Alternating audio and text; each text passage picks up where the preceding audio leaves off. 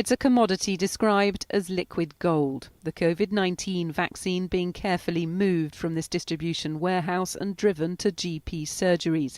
It's a risky, complex journey and one that marks the beginning of mass vaccinations. Is that the vaccine drop, yeah?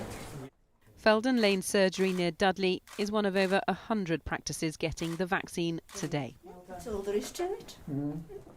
Maureen and her husband have waited 10 months for this. They've been isolating since March, so this is a big moment. There we go. Thank you very much. We've coped.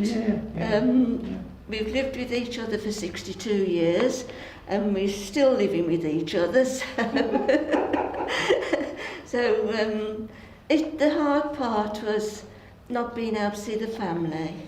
The mass rollout and distribution of this vaccine is unprecedented for GPs and community nurses. It's no wonder then it's been so hard to get to this point, but also not a surprise. There have been challenges along the way. A number of practices had their deliveries cancelled at the last moment.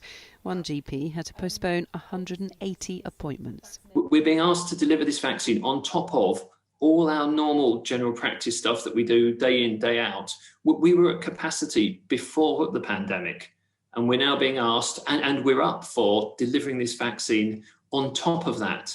But it's hard, and it's pushing us to the absolute limit. Epsom Racecourse is one of many venues that's opening as a mass vaccination centre. Preparations were being made there today, and in Scotland, the wait has finally ended for care home residents. Sharp scratch. That's it.